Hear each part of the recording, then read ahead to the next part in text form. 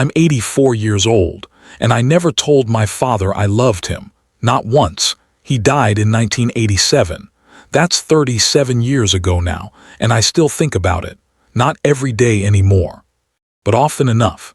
It catches me at odd times, when I'm shaving, when I hear a certain song on the radio, when I see a father and son walking together somewhere, not saying much, just walking. I think about all the years I had, all the chances, and how I let every single one pass.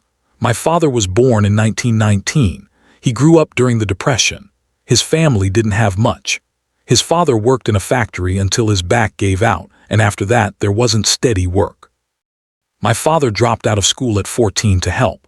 That's just what you did back then. He didn't talk about those years often. But when he did, it was always matter of fact. No bitterness, no self-pity, just the way things were. He was a quiet man, not cold quiet. There's a difference, though I didn't always understand that when I was younger. He worked as a machinist for most of his life. Came home tired, ate dinner, read the paper, went to bed early because he had to be up at 5.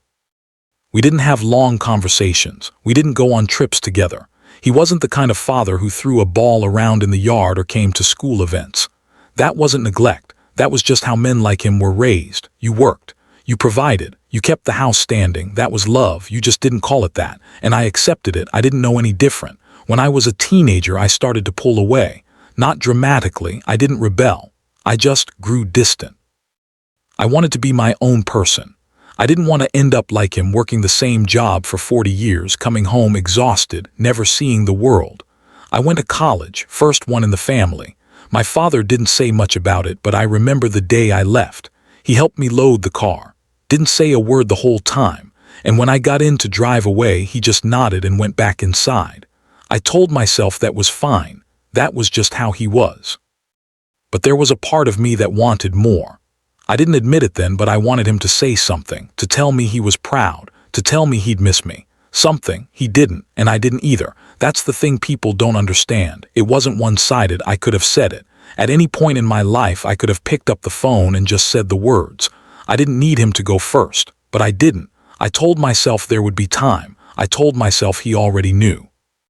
I told myself that saying it out loud would be awkward, that it wasn't how we operated, that actions mattered more than words.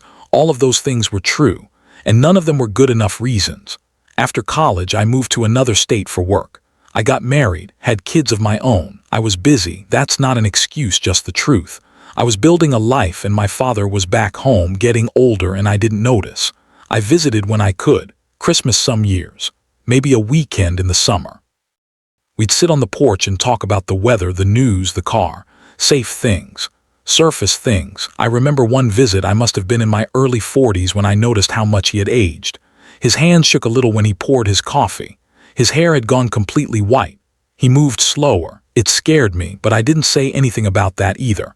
I just made a mental note to visit more often, to call more, to make up for lost time. I didn't. Life got in the way, or I let it. Maybe those are the same thing. My mother called me in the spring of 1987. She said my father had been having chest pains. The doctors were running tests. It didn't sound serious at first, or maybe I just didn't want it to be serious. I told myself I'd go see him soon, after the work project finished, after the kids were out of school for the summer. 2 weeks later, she called again. He was in the hospital. It was worse than they thought. I flew home the next morning. Drove straight from the airport. Walked into that hospital room and saw him lying there, smaller than I remembered, pale, tired. He looked at me and gave a little nod, just like the day I left for college. I sat with him for 3 days. We talked some about the nurses, about the food, about how the room was too cold, safe things, surface things. I kept waiting for the right moment. I kept thinking there would be a quiet pause, a space where I could finally say it. Finally tell him what I should have told him decades ago, but the moment never came, or it came 100 times and I let everyone slip away. On the 3rd night, he fell asleep while I was sitting there. I watched him breathe. I thought about waking him, just to say it, just to get the words out. I didn't.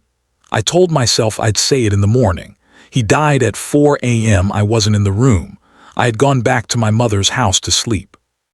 She called and told me, and I just stood there in the kitchen holding the phone. The first thing I felt wasn't grief. It was the weight of everything I never said. I went back to the hospital. I saw him one more time. I even said it then, out loud, to a body that couldn't hear me. I said, "I love you, Dad."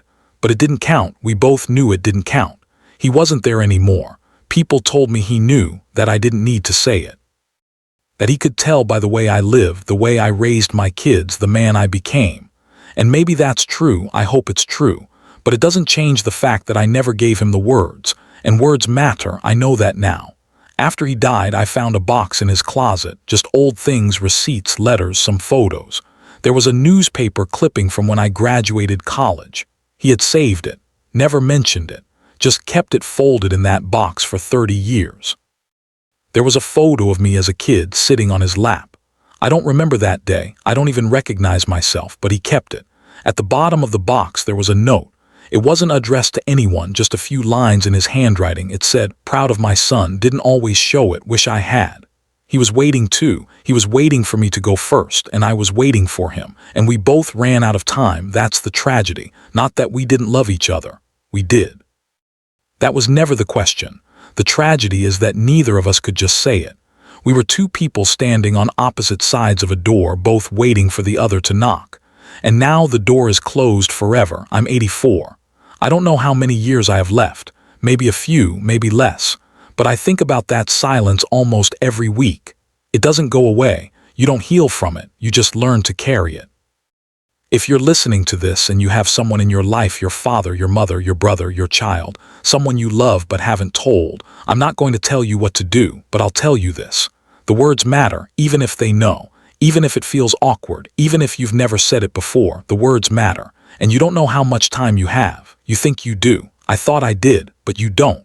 One day the phone will ring and it'll be too late. I'm not trying to scare you. I'm not trying to guilt you into anything. I'm just telling you what I learned too late. My father has been gone for almost 4 decades, and I still talk to him sometimes, out loud, when I'm alone in the house. I tell him about my grandchildren, about how the world has changed, about how I finally understand things I didn't understand back then. And I tell him I love him, every time. It doesn't fix anything. It doesn't bring him back. It doesn't undo the silence. But I say it anyway, because I should have said it when it mattered. That's the thing about regret. It doesn't arrive all at once. It doesn't announce itself. It grows slowly, quietly in the spaces between the things you meant to do and the things you actually did. And by the time you see it clearly, you're already here. Old, alone, running out of time. I don't want pity. That's not why I'm saying this. I lived a good life in many ways. I had a family. I had a career. I had love. But this one thing, this one silence, sits in the center of it all. And it always will. If this meant something to you, I hope you'll think about it. Not for my sake, for yours, and for whoever you haven't called in a while. That's all I wanted to say.